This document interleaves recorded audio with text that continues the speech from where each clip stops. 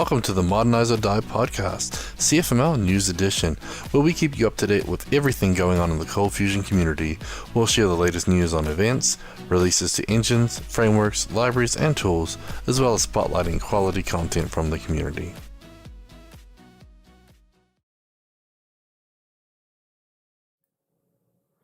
Hello and welcome to the Modernize or Die Podcast, CFML News Edition. It is December 27th, 2022, the last episode of the year, episode 177.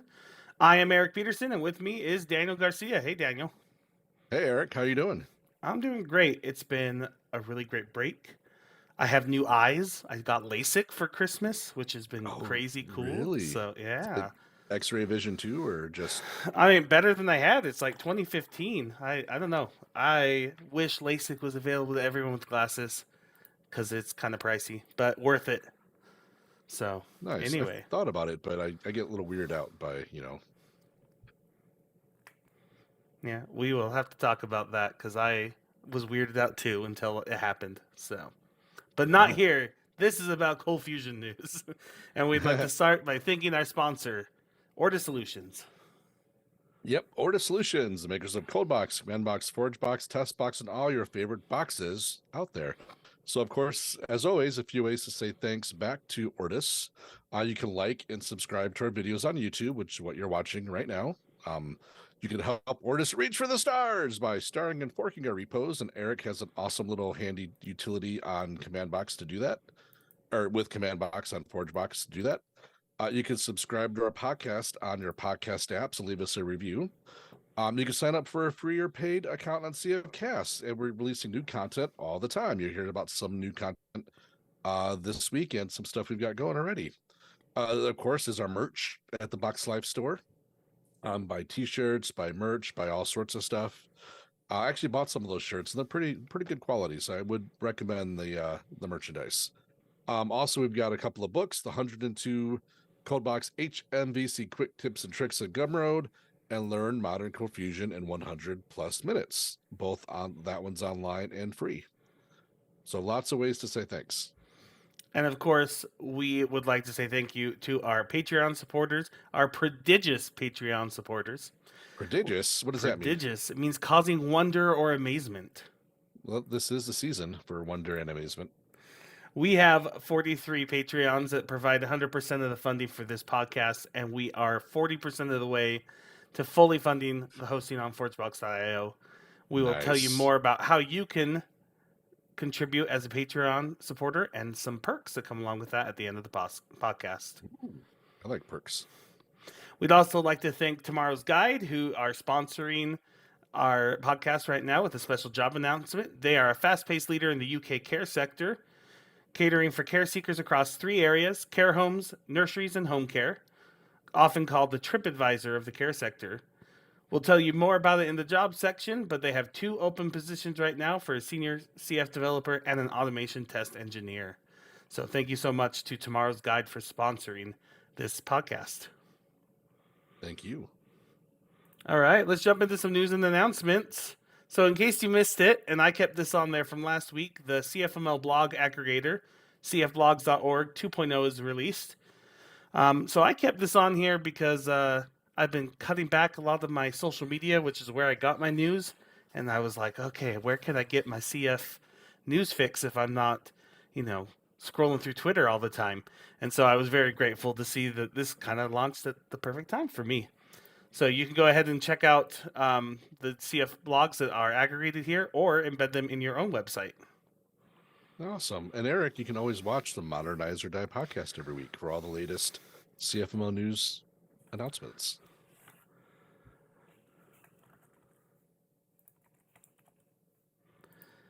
And in case you missed it, the ColdBox Masterclass, it is completely free until the end of the year. That's only 4 more days. So if you've been wanting to up your ColdBox skill level or even to get introduced to it, go ahead and jump on the CFCasts. It's free. You can stream that until the end of the year. Yeah, I highly recommend this one. When I joined Ortus, I thought I knew ColdBox, and then they're like, hey, take this masterclass. And I did. I'm like, whoa, I know it a lot better than I did when I started. So I completely recommend that. So it's a great class. It's funny with a framework. There's a lot of pieces in there that you probably just haven't used yet. Like I know many people that use ColdBox every day, but have never done anything with layouts and views because they're just making APIs. And so you're going to learn something new on this course. I guarantee it. Oh yeah, honestly, a lot of these courses, even like the command box one, is a great one. There's stuff that I thought I knew command box, and then I'll talk to Brad. He's like, "Why don't you just do it this way?" And I'm like, "Oh, I didn't know I could do that." But watching these videos, they're great. I mean, you learn a lot of stuff.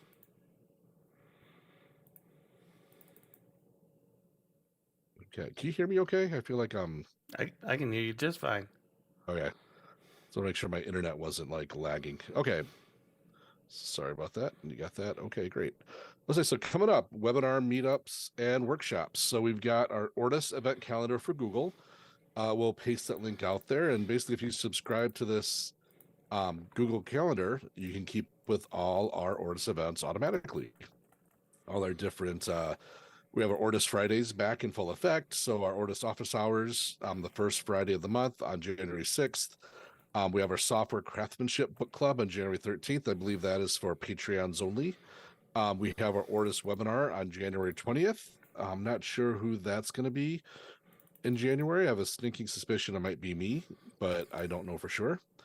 And then on the fourth Friday, we've got Coding with Kiwi. Kiwi, of course, is our own Gavin, and that is also a Patreon event. So January 6th, 13th, 20th, and 27th, we're kicking the new year off right with Ortus Fridays back in full effect. I love that we have something every week in addition to this podcast. Makes me very happy. Mm-hmm. Okay, we mentioned CFCasts updates. I want to reiterate that for the next 4 days, you can still stream that ColdBox Masterclass free of charge. You don't even need to sign up for an account, so just go ahead and head over there to check that out. Also, we had finished this last week our 12 days of Into the Box Christmas. All of the Into the Box 2022 videos are released for any subscribers of CFCasts now. So go ahead and binge those to your heart's delight. Nice. We've put up the Software Craftsmanship Book Club on Clean Code, Chapter 2. As was mentioned, this is a Patreon exclusive when you want to attend, but then we put them up on CFCast for any subscribers to watch after the fact. And of course, we're keeping up to date if you want to review any of the ForgeBox modules of the week or VS Code hint, tip, or trick of the week. Lots of fun stuff coming in the future in this next year, so keep your eye on CFCast for all of your Cold Fusion training needs. And if you ever forget, tune into the podcast because we'll tell you all about them each and every week. All right. Coming up here. Oh, conferences and training. That's right. Conferences and training. Okay, so CF Summit Online. So if those of you were not able to attend CF Summit in October, or even if you were, you'll know that they weren't able to record them at the venue this year, but they're having all the speakers go ahead and present their presentation online.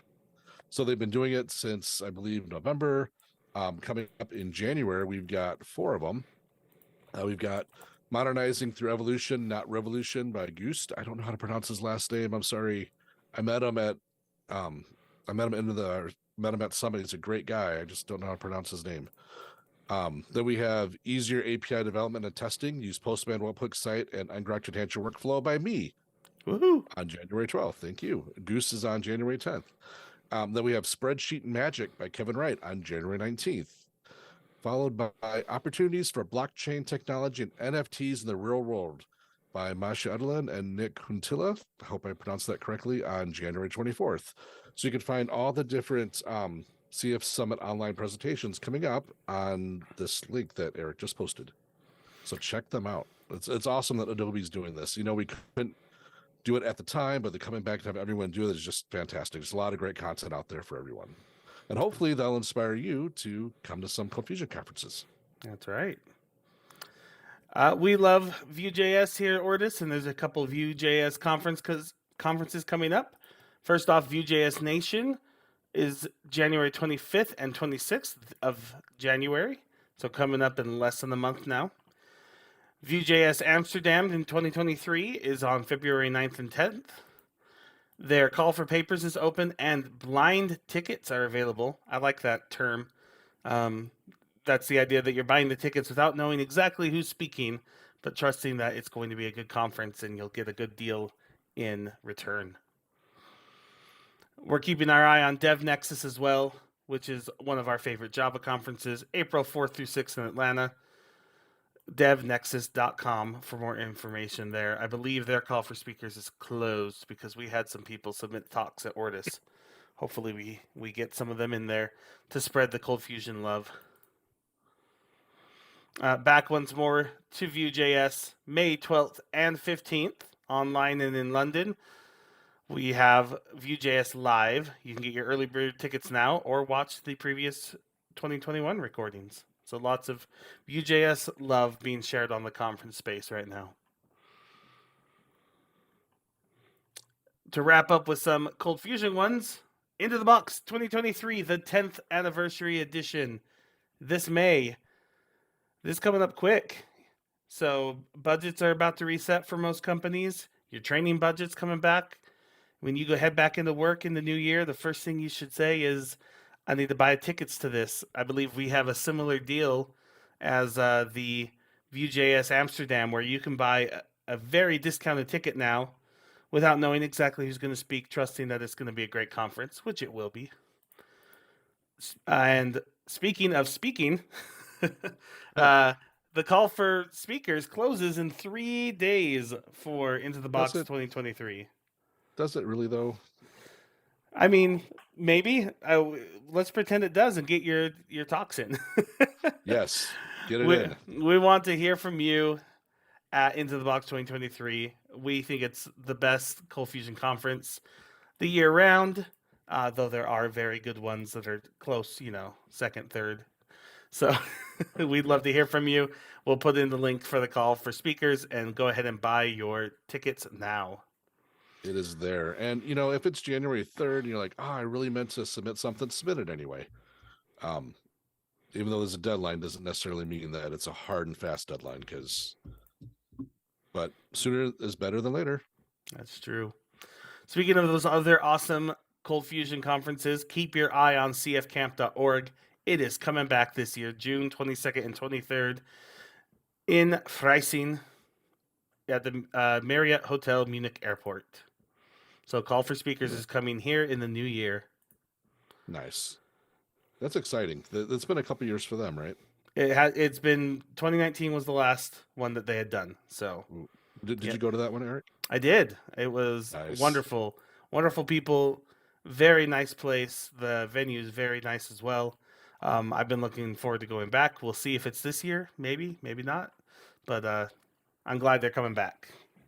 I've always heard great things about that. I've just never been able to get over there. So one of these years. This might not be the year for me either, but hopefully. Well, that was a lot of conference stuff. So that should keep you busy. Of course, there's always comps.tech if that's not enough for you or not quite the conferences you wanted to hear about. We should go make sure that comps.tech has Into the Box and CFCamp and all of those things. So. Oh, yeah. Note to self. We will do that after. Well, let's jump into some blogs, tweets, and videos of the week, shall we? We shall. So let me pull up my other thing so I'll make sure I know what I'm talking about. So our first one is from yesterday, from a blog post from Ben Adele, setting and clearing nullable values in a data access layer in Cold Fusion.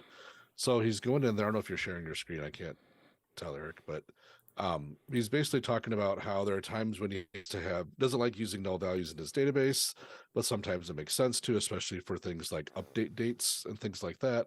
And he's talking about different techniques for how to pass it in from the CFML side into the SQL side.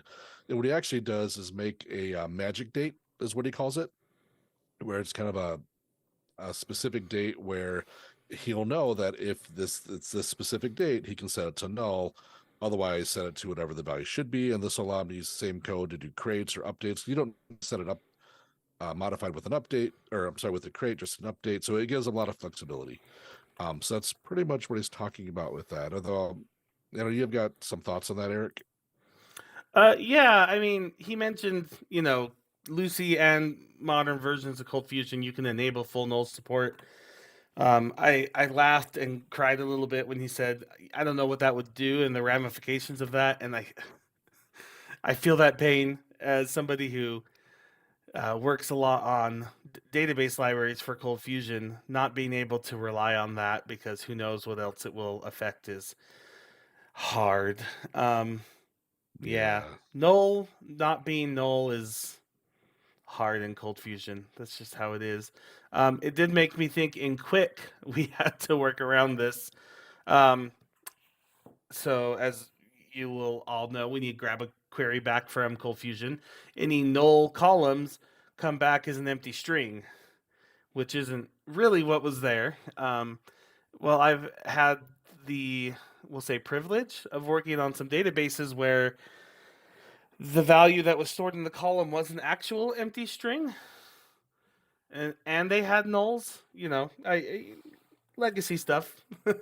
And so had to work around that. And so in Quick, there's this concept of a null value, just like Ben's talking about, where by default it considers an empty string null, but you can tell it, hey, if I pass in this value, that means null, because we're having to work around that. I look forward to the day when we can just all enable full null support in CFML.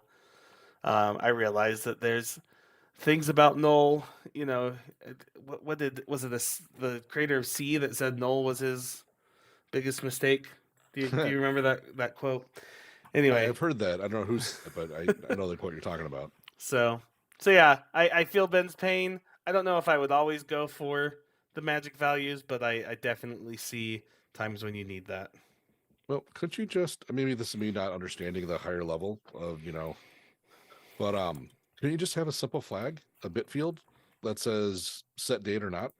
And if it's not, then just set it to null, because you're still doing it in the query param in the is null part. Yeah. So I don't know why you have to have a magic date. Why not just have a magic flag that's really not magic at all? Just a simple 1 or 0. Set null, yes or no. Yeah, I could see places where that can work, especially if you're writing your whole service or gateway layer. In Quick, it again has to be configurable for whoever's database it's going to work on. But yeah, I think the one reason why maybe the magic date could work, now that I think about it, is if you want to set a specific date for the, because right now I'm thinking if it's null, else just do the get date in SQL. But maybe you want to pass in a date that's not just relying on the default database get date or the now. Maybe, but I don't know. What's Scott saying? Scott's asking if on the DB side, if it's faster to query for a magic date that's stored in the database or null. I don't know which is faster, but I know that if I was reading through the database, like glancing through, null would make a lot more sense than having to every time think, is that my magic date that means null? Yeah. So, yeah. Good questions. Yeah, interesting. Okay, and then coming up related with that, on today, it looks like, Ben asks, considering nullable date columns as a representation of state in SQL. And so he's talking about, in his table schema, he's got one column for is complete, which is a tiny int, and then he's got another column which is completed at, which is the date time. And so he's saying, is it better to just have two separate fields that tell you exactly what you want to know? Meaning, is this complete? In this case, he's talking about tasks running. So is this complete? Yes or no? And then if it is complete, you can also look at the date time it was complete. So he's kind of talking about the difference between having one column just like completed at, that would, if there's a date time, it's complete. If it's null, then it's not, versus separate columns. And again, one of his comments was, storage space is cheap, so it doesn't matter. Technically, an is complete is technically different than a completed date at, so now you're maybe muddying the waters a little bit between what these columns mean. So again, I don't know. I've always kind of done it the one date, completed at. If it's null, it's not complete.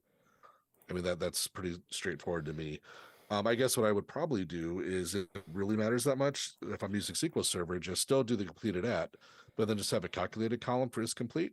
And then in my table, it can tell me yes or no if it's complete. That's a little bit easier to maintain, but I don't know the overhead for that. So, yeah. You have any thoughts to that, Eric? Yeah, I think, at the end of the day, like most things software, it depends on your domain model. I noticed the same kind of issue that Ben's talking about, where reading the SQL completed at is null might not immediately translate to this is completed.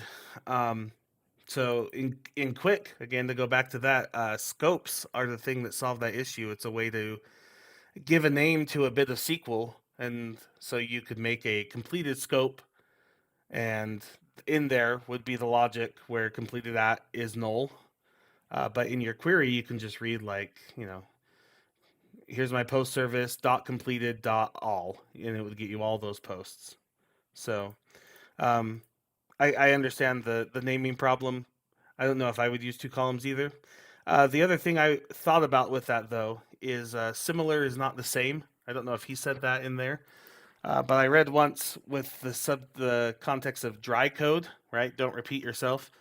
Is it's very easy as developers to see code that looks similar and decide that we're duplicating it, extract it all and share it, and then find out down the line, oh, it was just similar, and now we've made life harder because these things need to change separately. So this could be a case in that too. If you're doing your tasks and it can be marked as complete, and that completed that can keep changing, and you wanted to look at that differently, maybe you want to model it like that. So Yeah, maybe. yeah. I'm all for, I like explicitness, but to when it makes sense.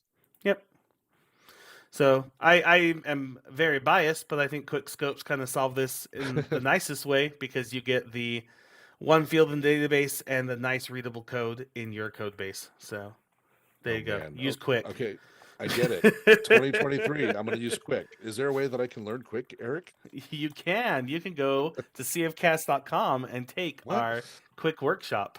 There you go. Oh my God. I'll do that for 2023. It's one of my resolutions. And once you do, I will be a little more quiet about it. All right. Nope. Speak from the rafters. People need to know. Hey, I didn't know how awesome QB was until it kept being thrown at me how awesome QB was. Then I used it, and you know what? QB is pretty darn awesome. So I'm sure Quick is also awesome. Well, thank you. Let's move on to some other blogs. Let's talk about Fusion Reactor, who had a blog post about how AI is going to impact APMs, application performance monitoring software like Fusion Reactor. I like this because there's a lot of information in Fusion Reactor. And could you imagine having just a box that said, why was this request slow?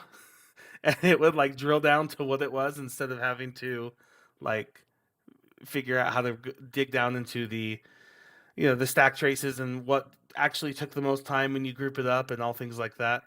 Like that's gonna be fun. I think that's a perfect kind of things that AI can also help solve in these. So they have a few more examples as well about how AI is going to help us use our APM tools better. Nice. There was a quick blog post by Ben about fixing GitHub's Gist sudden case of line wrapping.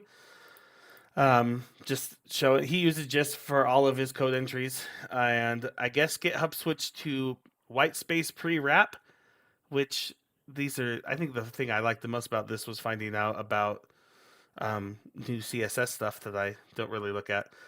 So anyways, it was wrapping the code so it would fit inside, whereas Ben's is always scrolled, and nice little override there, just puts it back to where it was. So nice.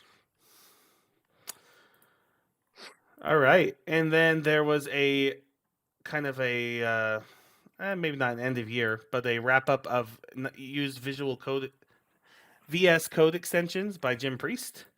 So he put on some of his favorites, what he's using. And I think I agreed with absolutely every single one of them, especially when he said in his settings sections, put your code tabs on the right, all the files, so that when you close and open it, it doesn't shift I do that everything. too. It's the best. I totally do that. So Everyone should do that. If you're not doing that, you're not one of the cool kids. well, I don't know about that. We don't need to go that far. Well, if you're not doing tabs on the right, you're not using quick, then what else can I say? I am not cool. We had a gist shared by James Moberg, and I mean, this one caught my eye, but I got to be honest, I want to know what James is doing that he needed to do this. It's called Merge QB SQL Bindings, and so as far as I can tell, it takes kind of the separate pieces that QB has and merges it into a SQL string. I'm guessing that he can paste into a DB client somewhere. Because if you haven't used QB, it does the executing for you. It has all the parameterized bindings, so you don't need to worry about SQL injection. And this was kind of undoing that, so I'm sure there's a reason. James, when you listen to this, let me know, mostly because I'm just curious. Also, I'm curious if that's something that QB could give you. Though I'd probably put it behind a method name like, what's the React ones where they use like unsafe underscore and then the method name? It's like unsafe make SQL string. I don't know. Just to be careful, just in case. I would just hate for somebody to be like, oh, this is how I should do it, and then pass the SQL string around everywhere. Anyway. Cool. And James has another one. He tweeted about the CF using the CF underscore dump custom tag. Instead of just using the built-in CF dump write dumps with strings, I've never seen this before actually. It's the CF underscore dump CF tag. It encapsulates and identifies type hits at length and has leading trailing space indicators. So let me let me share my screen here for this because I had no idea about this either, and this looks awesome. So it shows the example of this custom tag, Adobe, and then Lucy, and you can see all the differences. And right away, yeah, Adobe dumping out strings is not very useful. But it preserves white spaces if you want, shows any leading or trailing white spaces, number of keys in the struct. Everything's nicely color coded, so it's easy to tell what type you're getting back. It looks very well done. So I want to try this. I'll be honest, I'll have to remember how to install a custom tag because I haven't done that in a long time. But it looks really good. This is I can't pronounce this username, but CF underscore dump. His name is Alex. So excited to try that. Yes, the module. I wonder module for a CF dump custom tag. Now I'm wondering if ColdBox's modules load custom tags like by convention. Oh, we'll have to check that out. Again, not something that I do a lot of. So, but I was very grateful to see that. I had no idea. So that is cool. Yeah, that is cool. And then the other thing, a tweet from our own Brad Wood.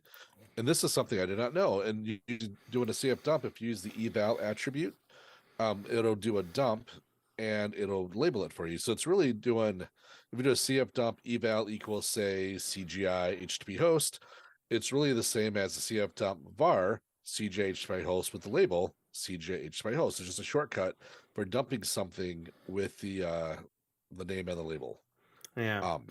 Brad follows up to say what goes in the eval should not be surrounded by pound signs because it is evaluated, right? Like when you pass to the eval function. So it is a nice shortcut. I'm going to see if I remember that because there are times when I'm like dumping 7 things and I'm like, I got to label everything. So that's nice. Also, now I wonder if the CF dump custom tag can eval. It's going to become my new favorite thing. I already can tell. I'm a CF dump junkie. You know what you can do, Eric? You can do a pull request if it doesn't. Woohoo! Or fork it. Fork it. Both are good. Nice. I like when Alrighty. Brad comes up with these little. I swear, even like last week, I was working with Brad on something else. I'm looking at something, and then we're done looking at that, and then we just get to hang out. And maybe it's a perk for working at Ortus, so I highly recommend it, people. But just hanging out with Brad, and we're like, oh, you could do this. I learned so much. I'm like furiously taking notes about everything he says because he's solving problems I have that I didn't even realize I needed to ask about yet. Because I'm like, I know I got to do this 3 steps on the road, but so Brad is awesome. Brad is a national treasure in the Cold Fusion community. All right, let's talk about finding a job. It's been a little quiet on the find a job front. No new jobs listed this week, but GetCFMLJobs.com still has over 37 Cold Fusion positions from 25 companies across 22 locations in 5 countries. Also, we would like to again tell you about our sponsored job announcement from tomorrow's guides. As a reminder, they're the fast-paced leader in the UK care sector, catering for care seekers across 3 areas: care homes, nurseries, and home care, called the TripAdvisor of the care sector. Their product team consists of over 20 individuals across the UK working remotely to expand and improve their offering, with regular expansions in their teams year over year. They work with both Cold Fusion 2021 and Node.js and React in the Azure cloud, while also using SQL Server and MongoDB databases. They are looking for a senior Cold Fusion developer and automation tester with training paths to Node.js available as well. They offer a wide variety of perks, including their company-wide £4,000 bonus scheme and quarterly nights out with the whole company and the product team, to a 6% company pension contribution. We will post a link to all of their current roles in detail, but again, they are looking for a senior Cold Fusion developer. This is UK only and remote. Minimum 3 years Cold Fusion experience, and an automation test engineer, also remote and UK only. We will link you to those so you can read through all of the benefits of both of the roles. And thank you once again to Tomorrow's Guides for sponsoring our podcast. Thank you very much. Finally, if you are still looking for jobs and none of those sections looked nice to you, you can always check out ortussolutions.com/about-us/careers. And there are jobs channels in both the CFML Slack team and the Box team Slack team. Sweet. How about we talk about a ForgeBox module? Yes, let's. So this week's module is from our very own Michael Bourne. It's called Pacifier, which I just realized why that's funny to me. I laughed earlier when I read that, and now I realize why it's funny, because Michael is a new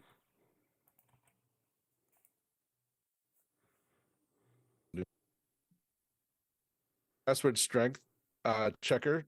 When it measures the strength of the password, it can give feedback or show how long the password take to crack. Tells it a good password, a bad password. Lots of very cool, useful things. And it's based on this library. I've never heard of the ZXCVBN library. I wonder if there's a way that you're supposed to say that. I have not, but I just wonder how the creators say that. It's a Dropbox thing. Yeah. Yeah. So this bin. I'll take it. Yeah. So very cool. Yeah. So awesome. On our VS Code hint, tip, and trick of the week, this week we have Code GPT. So continuing on our OpenAI stuff, this is probably one of many extensions now on VS Code that will let you type in to the prompt and have Code GPT come back. I think the thing I like the most is you could highlight code in your editor and click on explain, and it would then give you human readable, AI generated, what does this code do? So here on the share right now, you have somebody highlighting a Celsius to Fahrenheit. Maybe not the best example because I think the name was pretty great there, but then it will tell you how it does it over on the right. And I could see that being very nice coming into a new code base. Like, what in the world is this supposed to do? So again, probably one of many in the new AI assistants here in our code editors, but I thought we'd highlight that one this week. Yeah, I feel like it seems like in the news all over the place, GPT is like everywhere. I've heard of some of the GPT stuff, like some of the chat GPT where it'll just write you text. But is it just me, or has this kind of been around for a while and I'm just now noticing it? They're just getting a lot smarter, and so we're hearing about them more. So I think OpenAI, I think we're on 2.0 came out, and that's where like this huge flux came of OpenAI tools. But so yeah, it's gonna be I've interesting to see. Like, graphic ones and image ones, and yeah, nice. All right. Well, let's end this podcast then by thanking all of our prodigious Patreon supporters. These are individuals personally supporting our open source initiatives and ensure our great toolings like CommandBox, ForgeBox, ColdBox, ContentBox, TestBox, and all your other boxes get the continuous development they need. It funds the cloud infrastructure that our community relies on at ForgeBox, and of course, funds this podcast. You can support us yourself at patreon.com/Ortus Solutions, and it comes with a few nice perks.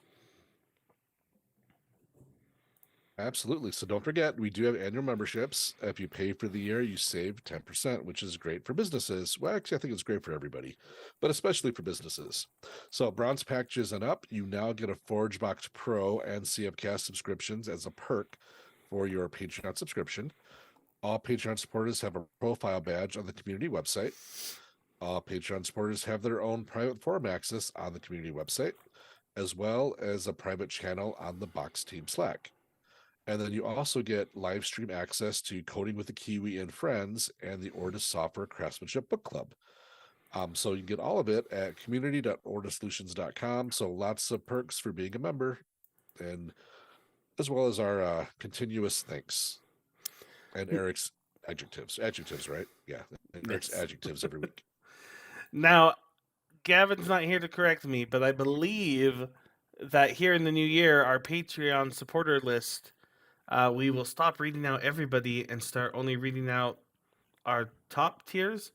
Do not quote me on that. But also, if that gets you to up your level, I'm not sad about it. So, without any further ado, let me thank our wonderful Patreon supporters. Maybe the last time, definitely the last time this year. Thank you to John Wilson at Synaptrix, Tomorrow's Guides, Jordan Clark, Gary Knight, Mario Rodriguez, Giancarlo Gomez, David Bellinger, Dan Card, Jeffrey McGee at Sunstar Media, Dean Monder, Nolan Irk, Will DeBruyne, Abdul Rahim, Don Bellamy, Joseph Lamery, Jonathan Perrett, Jan Yannick, Laxma Tushahadi, Brian Gidanelli of Haggerty Motorsport Reg, Carl Von Setten, Jeremy Adams, Didier Lesnicki, Matthew Clemente, Scott Steinbeck of Agri Tracking Systems, Daniel Garcia, Ben Nadell, Richard Herbert, Brett DeLine, Kai Koenig, Charlie Earhart, Jason Diger, Sean Oden, Ross Phillips, Matthew Darby, Edgardo Cabezas, Patrick Flynn, Stephanie Mungi, Kevin Wright, John Wish, Peter Amiri, Kevin Vanis, John Nessim, and Tia. Thank you all for supporting Ortus Solutions and for supporting this podcast. Well, thank you, everybody. Thank you for joining us this last episode of the year, and we will see you in 2023. 23. Happy New Year. Happy New Year. Show notes for this episode can be found at cfmlnews.modernizeordie.io, where you can also subscribe to your favorite podcast player like Spotify or iTunes. We also have the link to YouTube to find more videos just like this. The music used in this podcast is under a royalty-free license from Sound.com and Blue Tree Audio.